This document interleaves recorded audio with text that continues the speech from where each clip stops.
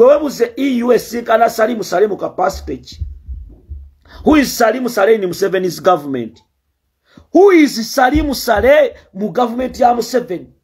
Lwaki aba EU kuba Museveni yabakakkanyiza nabaga mugende mulabe Saleh nga baagala okumusisinkana ku nsonga za mutabani we n'abagamba siriwo mbikibiki Saleh aba EU ne babatambuza paka ggulu.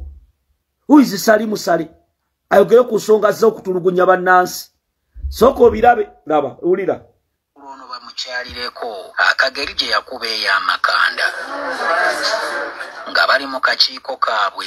Bano bayanjizza ensonga y'okutya kwe balina ku bigambo omuduumizi w'amagye General Muhoozi Kainerugaba bye yassa ku kibanja kye ekya X ng'alabula ab'omukago gwa Bulaaya ng'okumugambako ku byakola bwe baali mu kuzannya n'omuliro.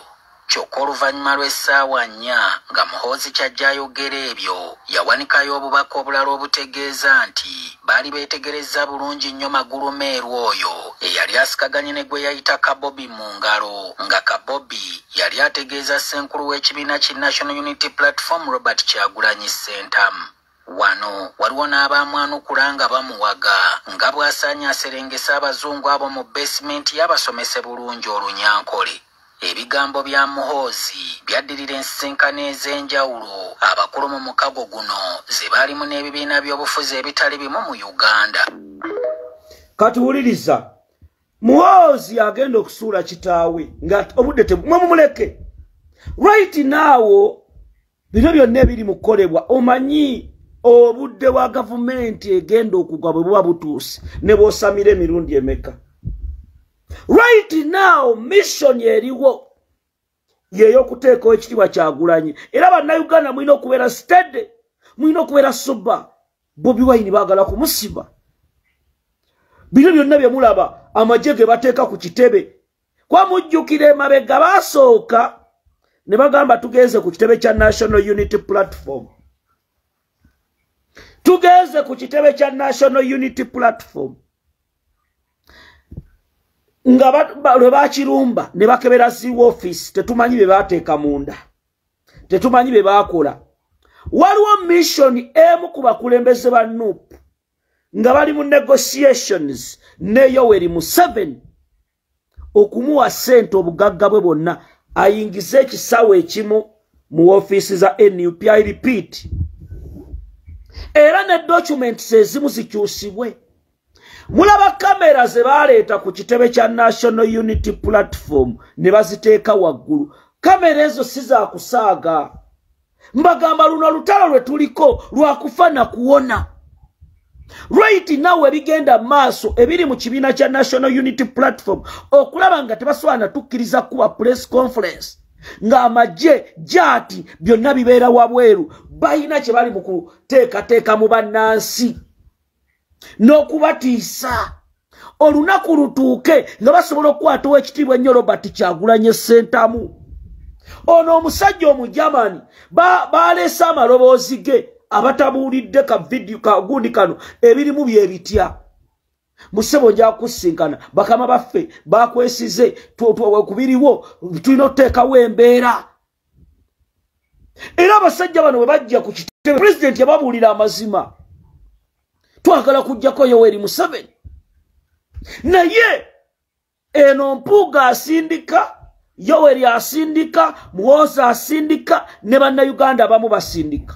Uliriza video ketandike. Kakati Museveni yabadde Luweero naddamu n'ayogera ya Ssegirinya ne Ssewanyana. Ekintu kya Ssegirinya ne Ssewanyana tekinazuukuka. Era mwawulidde kake mulirize kafayira akasembyeyo bagambye Ssewanyana asasula abantu okukola emisango gy'obutujju. Ssewanyana kati bano abakulu basooka ne balowooza Kyagulanyi tumuzze kugwa Ssewanyana ne Ssegirinya. Bwe twanoonyereza baleete omuntu ajje mu kkooti alumize nalaba Bobi Wine ng'atudde ne Ssewanyana mu meeting oba ku kitebe. Era soko owulirize. Uliriza Museveni byayogera, ulira. Ssegirinya agenze ku. Ulira. Remember this boy who died Ssegirinya. The Linda ko maleka playing Linda ko wano. Linda. Another one. Ndako. No parliament, remember this boy who died, Segirinya, the one who Kawembe, had been arrested with another one because they were found to be talking to the other, to the ones with the killers. The killers are still there. They're in jail. We got all of them because you remember they were killing by these opposition people. After the election 2021. They wanted to intimidate the country by killing elderly people in Masaka. Did you hear that killing? Where they were killing people with a nyondo? You heard about it in Masaka. We lost about 28 elderly people there. They come without noise, without a gun, they kill somebody with a nyondo. And they thought they were safe. Because they were not using a gun. Kati uliriza njalo uliriza nsaba kulembeze ba NUP. Kwa olutalo tulimu abatanategera nti luzibu wetulaga muve mu kuliyise ebijanjalo empiso. Missions waliwo ezijja zibagenda okukola nga zefaananyiza ku by'abasegirinya. Waliwo missions government ya Saabatemuze yagala okukola. Naye target eri ku ekitiibwa Kyagulanyi Robert Center. I repeat.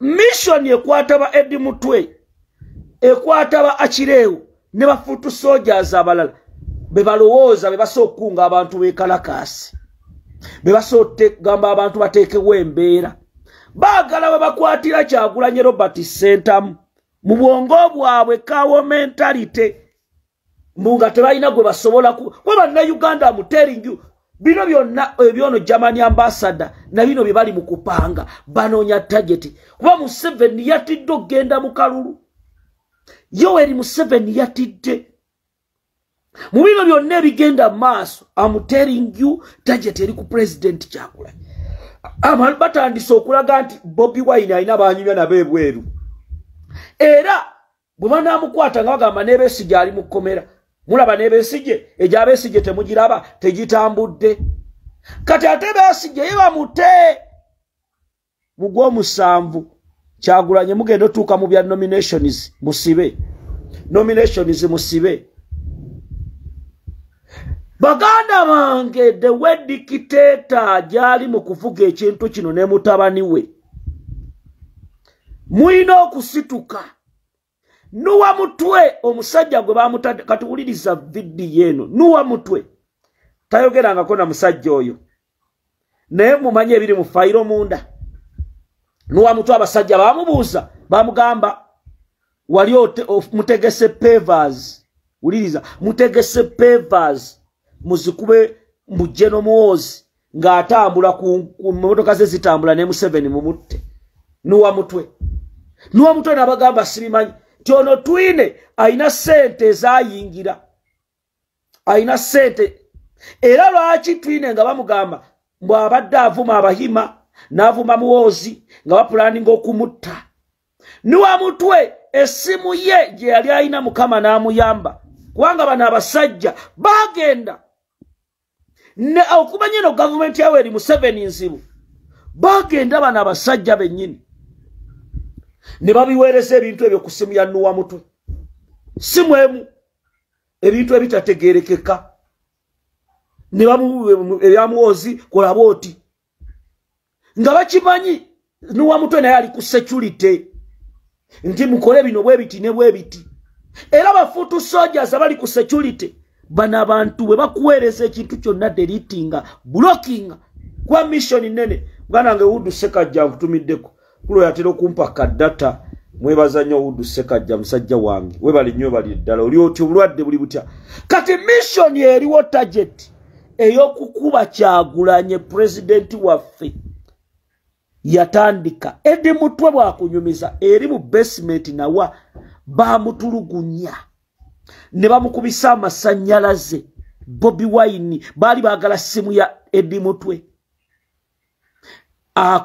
esimu Eddie mbamukuba engalo zino ne bagijimujjako whom are you coming kwa bo baloza mbongo bwabwe nti ochiwa Kyagulanyi asokwera nga ina ba communicating nabo nga ne Eddie Mutwabi manyiko ne bagenda mu call logs ne batunula wano ya Eddie Mutwe yayogera nani Eddie